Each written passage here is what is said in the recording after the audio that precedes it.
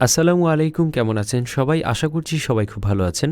আলহামদুলিল্লাহ, আপনাদের দোয়ায় আমিও খুব ভালো আছি। আজকের ভিডিওতে আমরা আলোচনা করব কম্প্রেসর নিয়ে। কিভাবে আমরা আমাদের ভোকালকে কম্প্রেস করতে পারি সেটি আজকের ভিডিওতে দেখব। পূর্ববর্তী ভিডিওতে আমরা ইকুয়ালাইজেশন নিয়ে আলোচনা করেছিলাম। আজকের ভিডিওতে আমরা কম্প্রেসর নিয়ে আলোচনা করব। তাহলে চলুন কথা না বাড়িয়ে শুরু করা যাক। আমরা গত ক্লাসে প্রো কিউ 3 দিয়ে কিভাবে একটি ভোকালকে ইকুয়ালাইজ করব সেটি দেখেছিলাম। আজকের ভিডিওতে আমরা দেখব কিভাবে আমরা আমাদের ভোকালকে কম্প্রেস করতে পারি। সো আমরা কম্প্রেসর হিসেবে যেটি ব্যবহার করব সেটি হচ্ছে ফ্যাব ফিল্টারের প্রো C2 নামে একটি কম্প্রেসর রয়েছে। আমি এটাকে অন করে দিলাম। প্রো C2 নামে একটি কম্প্রেসর রয়েছে যেটা ফ্যাব ফিল্টার কোম্পানি থেকে। সো আমরা আমাদের ভোকালকে কম্প্রেস করার জন্য আমরা ফ্যাব ফিল্টারের প্রো C2 কম্প্রেসরটি ব্যবহার করব। সো আমরা যদি কম্প্রেসরটি প্রথমে ওপেন করি, এরকম একটা ইন্টারফেস আসবে।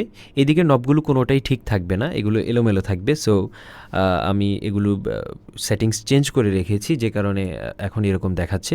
সো আপনারা কোন কোন সেটিংসগুলো নাড়াচাড়া করবেন, কোন সেটিংসগুলো নাড়তে হবে না, সেই বিষয়গুলো আমি এখন দেখাবো।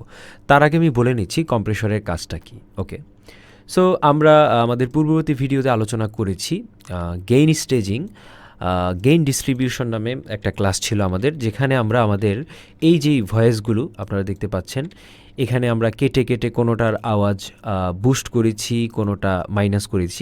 এটা হচ্ছে 9 dB, এটা দেখেন 11 dB, তারপর এটা 9 dB, এটা 9 dB, এটা 11 dB। সো কিছু কিছু আমরা বাড়িয়েছি, কিছু কমিয়েছি। এভাবে যে আমরা একটা গেইন স্টেজিং বা আমরা গেইন ডিস্ট্রিবিউশন করলাম।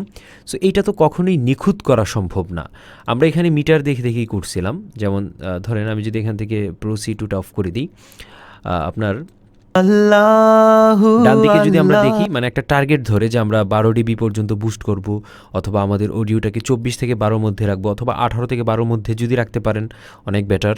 সো আমরা কিন্তু এভাবেই এটাকে কেটে কুটে একটা মানে ব্যালেন্স করেছি। নয়তো কি হবে, আমাদের যখন দেখা যাচ্ছে যদি এইরকম হয়, একটার সাউন্ড খুব কমানো থাকে আর একটা পার্টের সাউন্ড খুব বাড়ানো থাকে, সেই ক্ষেত্রে যখন কমানো পার্টটাতে আসবে, হ্যাঁ, তখন এখানে রিভার্ব যত দেয়া থাকবে, এই কমের অংশটুকুতে মনে হবে রিভার্ব অনেক বেশি, আর যেখানে সাউন্ড গেইনটা বেশি সেখানে মনে হবে রিভার্ব কম। সো দেখা যাচ্ছে রিভার্বে তখন সিগন্যালটা কম বেশি হবে। তারপর ডিলেটা কিন্তু এখান থেকে যা সিগন্যাল পাবে, আমাদের ভোকালের কাজটা হচ্ছে আমাদের ভোকালটা প্রথম এখান থেকে, যদি এখানে ইকুয়ালাইজ অন করা থাকে, ইকুয়ালাইজারে ঢুকে তারপরে দিক থেকে ইনসার্টের সবগুলো প্রিসেট ক্রস করে তারপর ডিলে রিভার্বে এসে তারপর মাস্টার চ্যানেলে যায় সিগন্যালটা।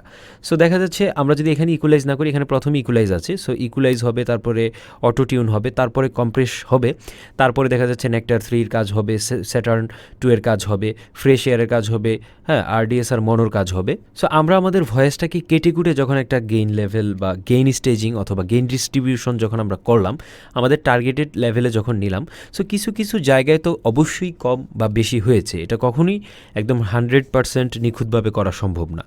সো ওই কাজটাকেই, যে জায়গাগুলো আপনার দেখা যাচ্ছে একটু বেশি উঁচা আছে, হ্যাঁ, এই যে এখানে একটু বুস্ট আছে, এখানে একটু বুস্ট আছে, এই যে হাই পার্ট, কিছু হাই পার্টগুলোকে সমান করে দেয়া, এভারেজ যে লেভেলটা আছে, মানে যেগুলো একটু অতিরিক্ত সাউন্ড হয়ে গেছে সেটাকে একটা নির্দিষ্ট লেভেলে নিয়ে আসা, আর যেই সাউন্ডগুলো একদম নিচে পড়ে গেছে সেই সাউন্ডগুলোকে একটু বুস্ট করা, এটাই হচ্ছে কম্প্রেসরের কাজ।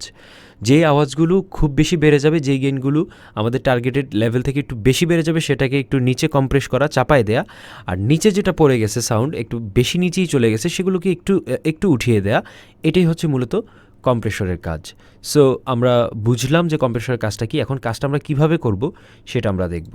সো আমরা এটা যদি অন করে দিই, আমরা প্লাগইনসটাকে ওপেন করলাম।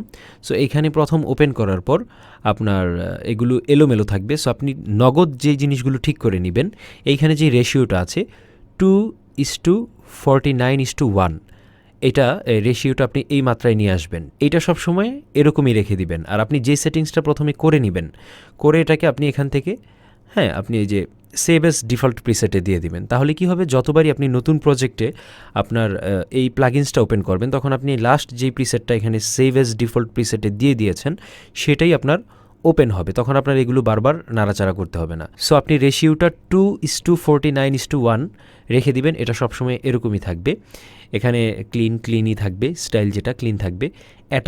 অ্যাটাক এখানে দেয়া আছে 15 মিলি সেকেন্ড, আর রিলিজে দেওয়া আছে 150 মিলি সেকেন্ড। অ্যাটাক আর রিলিজের ব্যাপারটা একটু বলি। আপনার গানটা যদি একটু ফাস্ট হয়, মানে টেম্পোটা যদি ফাস্ট হয়, তাহলে অ্যাটাকের স্পিডটাও একটু ফাস্ট হবে। ঠিক আছে, এখানে 15 মিলি সেকেন্ড দেওয়া আছে। সো আপনি এটাকে আরও কমাই দিবেন।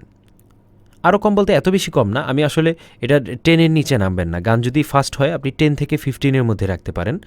গান যদি ফাস্ট হয় আপনি 10 থেকে 15-এর মধ্যে রাখতে পারেন। আর গান যদি একটু স্লো হয়, গান যদি টেম্পো কম হয়, তাহলে দেখা যাচ্ছে আপনি অ্যাটাকের সময়টাকে একটু বাড়ায় দিতে পারেন। ঠিক আছে। আর একটা কথা হচ্ছে, আমি শেষ যে কয়েকটা প্রজেক্ট কাজ করছি, আমি এখন পর্যন্ত যে প্রজেক্টের কাজগুলো করছি, আমি অ্যাটাক রিলিজে হাত দিই নেই। তবে এটা যদি নেড়েচেড়ে করতে পারেন বেটার রেজাল্ট পাবেন। কিন্তু আমি এই দুটোতে হাত দিই নেই। আমি কম্প্রেসরে আসলে জাস্ট থ্রেশ হোল্ড নিয়ে নাড়াচাড়া করেছি, আর এখানে যে গেইনটা, ওয়েট গেইনটা আমি আপ ডাউন করেছি। আর কোনো কিছু কিন্তু আমি নাড়াচাড়া করিনি। সো তারপর আপনাদেরকে বুঝিয়ে রাখতেছি যদি আপনারা নাড়াচাড়া করতে চান। সো আপনার টেম্পো ফাস্ট হলে অ্যাটাক ফাস্ট হবে, রিলিজটাও ফাস্ট হবে। আর টেম্পো স্লো হলে অ্যাটাক স্লো হবে, রিলিজ স্লো হবে। সো আমি ফাস্ট টেম্পো গানে অ্যাটাক আমি 10 থেকে 50-এর মধ্যেই রেখেছি। স্লো গানগুলো 50 থেকে সামনে যত আছে ততর মধ্যেই রেখেছি।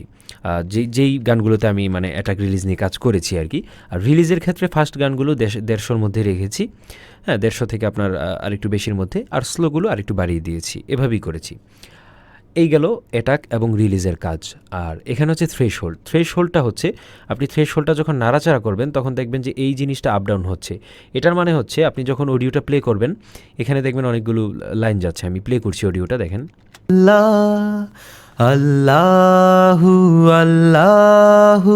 সো এখানে কিন্তু দেখাচ্ছে যে কতটুকু এটা রিডিউস করতেছে, কম্প্রেস করতেছে। এই লাল দাগটা যখন নিচের দিকে চাপবে, যে জায়গাটাতে নিচের দিকে লাল দাগটা চাপবে, সেই জায়গাটুকু মানে অতটুকুই চাপায় দেওয়া হয়েছে। মানে যতটুকু নিচে আসবে ততটুকু এটা কম্প্রেস করা হয়েছে। আপনি দেখেন, আমি যদি এটা নিচের দিকে আনি, দেখেন অনেক বেশি পরিমাণে কম্প্রেস করতেছে। দেখেন আরো নিচে যদি আনি, দেখেন ভয়েস চেপে যাচ্ছে। আর যদি এটাকে উপরের দিকে উঠাই দিই, আমি উপরের দিকে ধরেন একটু মাথার দিকে জাস্ট একটু আমি একটু কম্প্রেস করলাম, ধরেন থ্রেশহোল্ডটা এই বরাবর রেখে দিলাম। আপনি দেখেন এখন যেই জায়গাগুলো মানে এই দাগটার উপরে যে জায়গাগুলো আছে সেগুলোকে 2:49:1 পরিমাণে চাপাই দিচ্ছে। ঠিক আছে। সো এটা বাড়াই দিলে আরও বেশি চাপাবে, কিন্তু আমরা যেটা করি আপনার দেখা যাচ্ছে এর বেশি আমরা চাপাই না। এটা আমি এমন একটা লেভেলে রাখি যে আপনার সবগুলো মাথায় যেন টাচ করে কম বেশি।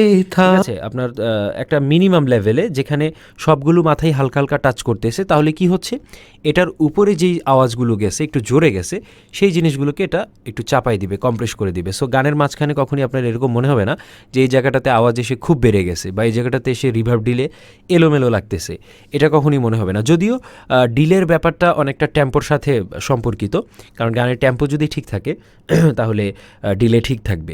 তারপরেও রিভার্ব ডিলেতে একটু ইফেক্ট যায় যদি আপনার ভোকালের এই গেইন স্টেজিং অর্থাৎ গেইন ডিস্ট্রিবিউশনটা যদি ঠিক মতো না হয়, তাহলে অবশ্যই সেটা ভোকালের উপর প্রেশার দিবে বা ভোকালের কারণে সেটা সমস্যা করবে একটু হইলেও।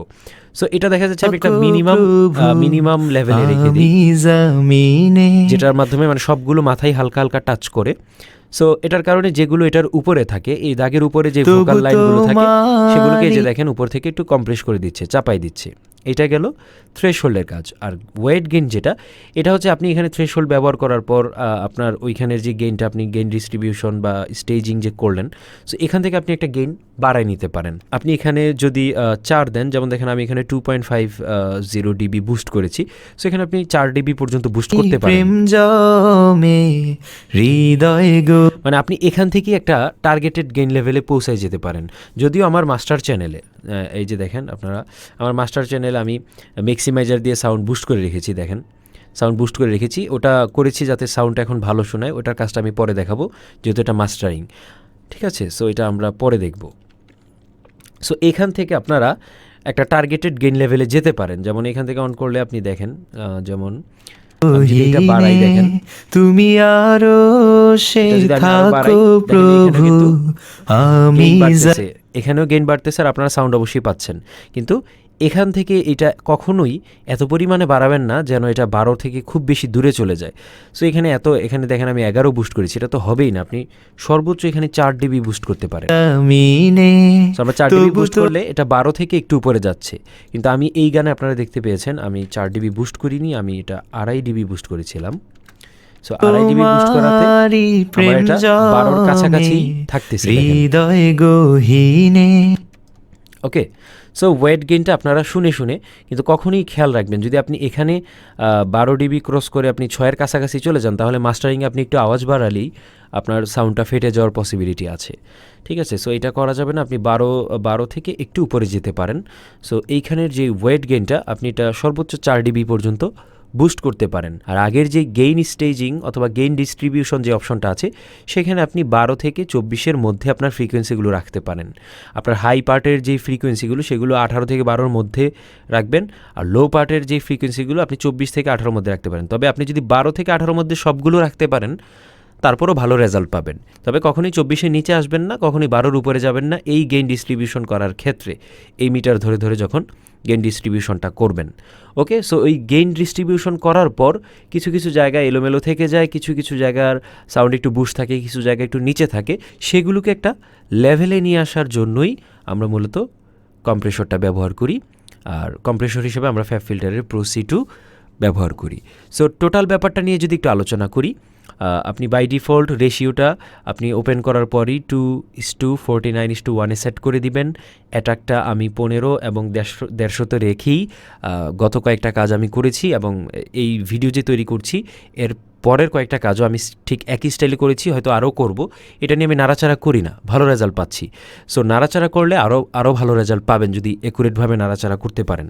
সো নাড়াচাড়া করে আপনারা দেখতে পারেন, কারণ একটা কথা মনে রাখবেন, টোটাল ব্যাপার আমি যত কিছুই দেখাচ্ছি বা সামনের ক্লাসগুলোতে দেখাবো, আপনারা ওই নির্দিষ্ট লয়ের মধ্যে থাকবেন এমনটা না, একটু ডানবাম করেও দেখবেন যে ভালো রেজাল্ট পাচ্ছেন কি না। তবে আমি বেসিক্যালি এভাবেই ভালো রেজাল্ট পেয়েছি, সেই ওয়েটাই আপনাদেরকে আমি দেখাচ্ছি, যেই ওয়েতে আমি ভালো রেজাল্ট পেয়েছি এবং আমি নিজে যেই ওয়েতে কাজ করি সেই প্রসেসটাই আমি আপনাদেরকে দেখাচ্ছি। সো আপনারা একটু ডানবাম করে যদি বেটার রেজাল্ট পান আপনারা ট্রাই করতে পারেন, কোনো সমস্যা নেই। ওকে, সো এই ছিল মূলত কম্প্রেসরের ক্লাস, আশা করছি আপনারা বুঝতে পেরেছেন। আজকের ভিডিও এ পর্যন্তই। নেক্সট ভিডিওতে আমরা নেক্টার 3 এবং স্যাটার্ন 2 এর ক্লাস দেখব ইনশাআল্লাহ। সো বিদায় নিচ্ছি, দেখা হবে পরবর্তী ক্লাসে। আর আজকের ক্লাসে কোনো কিছু না বুঝে থাকলে আমার ইনবক্সে অবশ্যই নক দিবেন, চেষ্টা করব আপনাকে বিষয়টি ক্লিয়ার করে দেওয়ার জন্য। সো ভালো থাকবেন সবাই, দেখা হচ্ছে পরবর্তী ক্লাসে। আসসালামু আলাইকুম ওয়া রাহমাতুল্লাহি ওয়া বারাকাতুহু।